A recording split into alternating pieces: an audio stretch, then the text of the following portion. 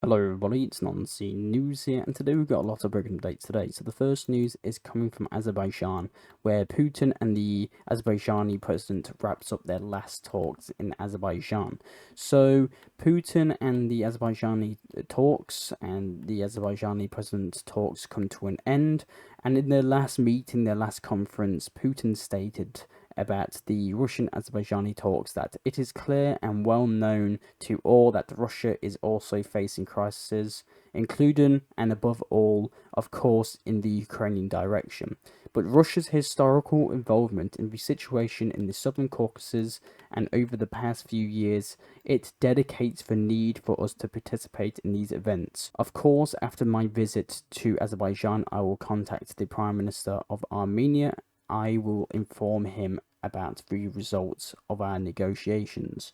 I know that Azerbaijan aims at finalizing all procedures with a full settlement with Armenia. So very interesting news. And we also got news after Putin left the country that Azerbaijan has officially now applied to join BRICS. So I don't know if this is as a direct result of Putin's visit, I don't know, but now Azerbaijan has fully applied to join BRICS. So maybe the Azerbaijani president and Putin were talking about BRICS, who knows, but all we know right now is that Azerbaijan has applied to join BRICS. Right after the meeting in Azerbaijan, Putin left to Chechnya. So Vladimir Putin arrived in Chechnya for the first time since 2011. He was met at his helicopter when it landed in Grozny. I think that's how you pronounce this city. It's kind of the capital city of Chechnya, I believe. But he was also met with the head of the Chechen Republic. Putin had already visited two other Caucasus regions, which we'll talk about that a bit later. But within the Chechen visit, he visited some guns that were captured in the war in Ukraine. So you can see here in the bottom left corner, we can see he was checking out these guns, and if you actually look closely, you can kind of see some World War II guns there. You can see some MG42s, some Turkish guns, British guns, American guns. He takes a look at some guns. He also had some meetings with the Chechen generals, Chechen soldiers. So very interesting news. After his visit to Chechnya, he also visited this city. So right here, where he did pay his respects to the victims of terrorism. So he paid his respects to a monument that was made in the school shooting, the school hostage crisis in 2004 that lasted 3 days and involved the imprisonment of more than 1,100 people as hostages, including 777 children, ending with the deaths of 334 people. 186 of them were children. This is considered the deadliest school shooting in history. So he visited the monument and he paid his respects. He had a prayer for the fallen people who tragically had to die. Now let's head to Moscow, where we've got news that the Premier of the State Council of China, Li Guang, I believe that's how you pronounce his name, arrived in Moscow, where he met with Putin. So if you can see here in bottom left corner, you can see Li Guang walk on the red carpet. The full announcement and the full meeting of Putin and the Premier of the State of Council has still not been released yet at the time of this recording. But the news that we have gotten right now is that the Russian Deputy Prime Minister held talks with the Deputy Premier of the State Council of the People's Republic of China, and they discussed about trade and economic cooperation, industry development, and cooperation in the field of space. So we'll get the full announcements of this meeting in the next video. So make sure you subscribe and like and keep tuned for this big development that will be coming out soon. The next news is coming from a massive fire that's been raging on in southern Russia, so near Rostov-on-Don.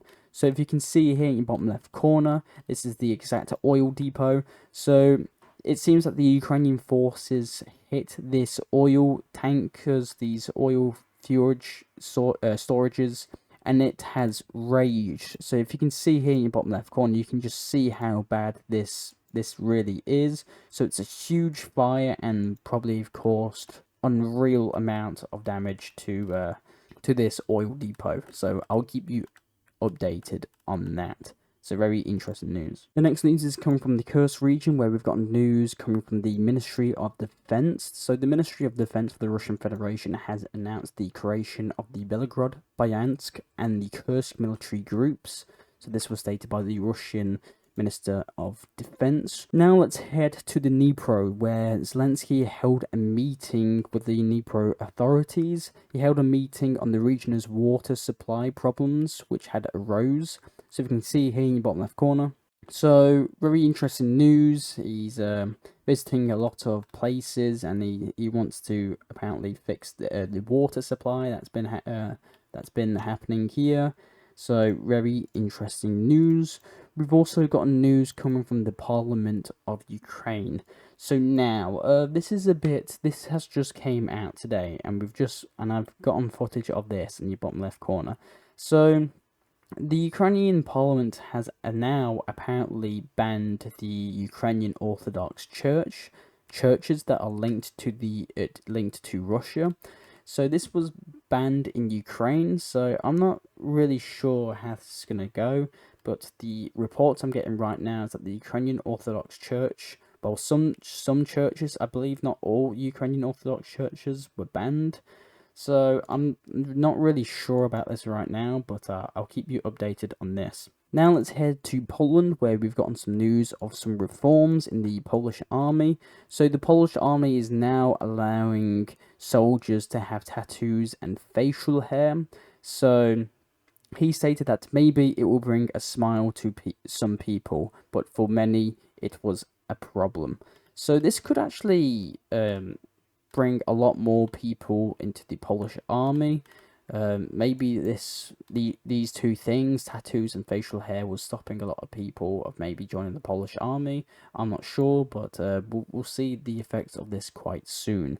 We've also got news coming from the Czech Republic. So we've got news coming from the Czech president that Ukraine does not apparently need to regain control of its entire territory to join NATO, stated by the Czech president Pavel. Now we've got some news coming from Hungary that Hungary has apparently not explained to Brussels, so the EU, why it has made it easier for Russians and Belarusians to enter the country.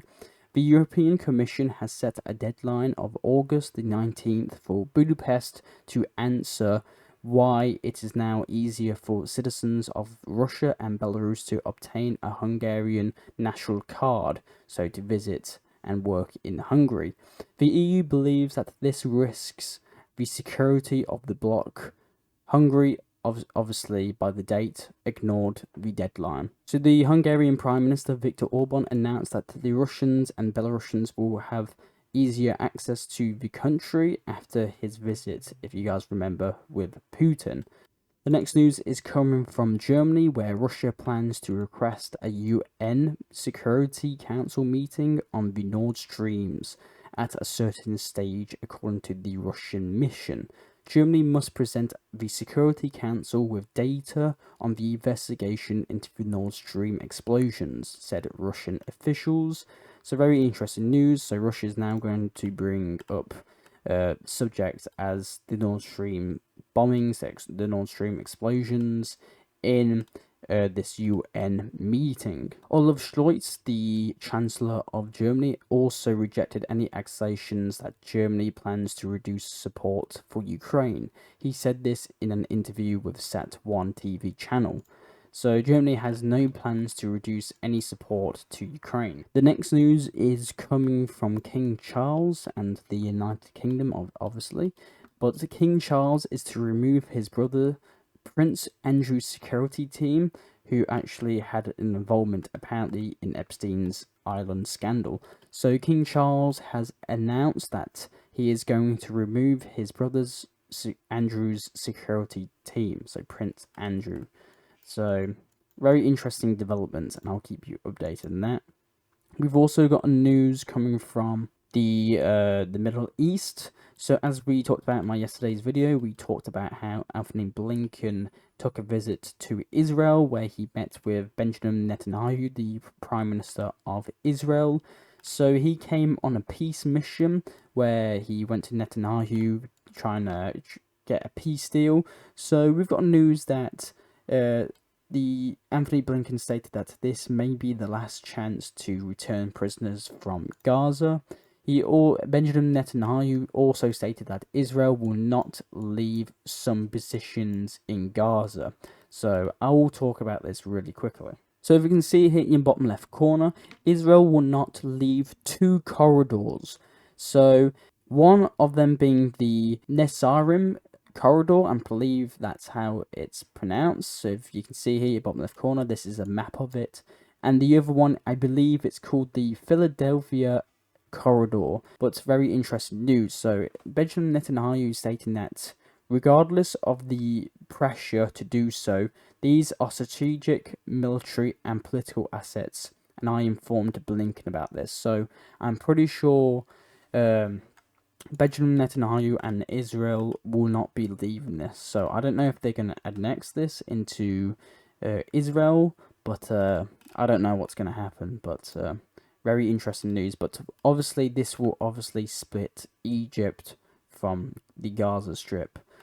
So, very interesting developments. The next news is coming from Israel, where we've got news that Israel carried out 4 airstrikes on the territory of Lebanon. So, if you can see here in the bottom left corner, we've only got a few videos and few photos of these.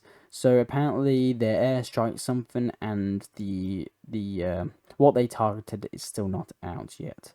And another big news coming from Lebanon is that Lebanon does not know when Iran will respond to Israel for the assassination of the Hamas chief leader of Ismail in Tehran. But we do not want a full-scale war in the region, a high-ranking figure in the Lebanese government told Russian news. So apparently Iran is still going to strike Israel for the assassination of Ismail, which Iran calls it. I don't know if he was assassinated. It's still up for debate. But Iran is still apparently going to strike Israel. So I think it's been probably I don't know how long it's been now, but it's been over a fortnight, maybe 3 weeks now. So I'm not sure right now, but Iran is still apparently going to attack Israel. The next news is coming from Mali, Niger and Burkina Faso. So Burkina Faso, Niger and Mali have asked for the UN Security Council to take actions against Ukraine for supporting terrorism in the Middle East. Not the Middle East, in Africa, sorry. So, if you guys remember, we did see Ukrainian special forces helping out rebels in the central part of Africa. We've actually got videos of this where they actually ambushed the Wagner PMC, that is helping the Mali government to try and push out these rebels. So, very interesting news, and I'll keep you updated on that.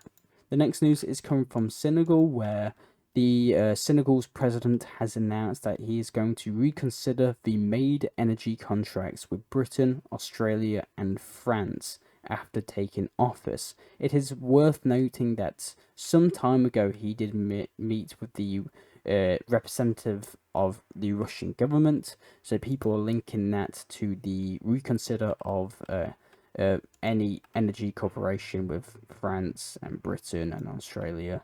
So very interesting news. We've also got news coming from Pakistan, that Pakistan has successfully conducted training launch to the surface-to-surface ballistic missile, the Shaheen 2. So if you can see here in the bottom left corner, Pakistan has successfully launched this. So, and we'll probably start using this a lot more. The next news is coming from India and Malaysia. So the Malaysian Prime Minister met Modi, the Prime Minister of India. So if you can see here in the bottom left corner, they both met and they walked through this corridor and they shook hands. So very interesting news. We don't have the full results of this meeting. The conferences are yet to be released. But right now we've got news coming from the Malaysian Prime Minister that he stated that the global south must shed the reliance on the US dollar, the Malaysian Prime Minister stated. So we'll get more news about that very soon. So the full conference of that meeting has still yet to be released, and we'll probably get the full results of this meeting in the next episode, so stay tuned for that. The next news is coming from Chinese and Philippine ships in the South China Sea. So we can see here in the bottom left corner, we can see a video. A video has occurred where apparently Chinese and Philippine ships collided. So obviously both countries have pointed the blame at each other, but the report is saying that the incident occurred when the Philippine ship reportedly intruded into waters near two Chinese reefs in the South China Sea. So very interesting developments. The next news is coming from America, where Biden has approved a secret nuclear strategy refocusing on the Chinese threat. So in a classified document approved in March, the president ordered the US forces to prepare for possible coordinated nuclear confrontations with Russia, China, and North Korea. And the last news is that we talked about in yesterday's video that Trump talked about in an interview with Reuters that he is willing to offer Elon Musk a position as one of his advisors. And if you can see here in the bottom left corner, he posted this on Twitter, on X, and obviously it's an AI generated image saying that I am willing to serve as him, like as a political figure. So very interesting news. So that's all the news I actually have for you today. I am Non-Scene News. I'll try and provide you news that the medias around the world do not show you. I do these videos hopefully daily, so consider subscribing and liking. Thank you very much for watching, and I'll see you all later. Bye.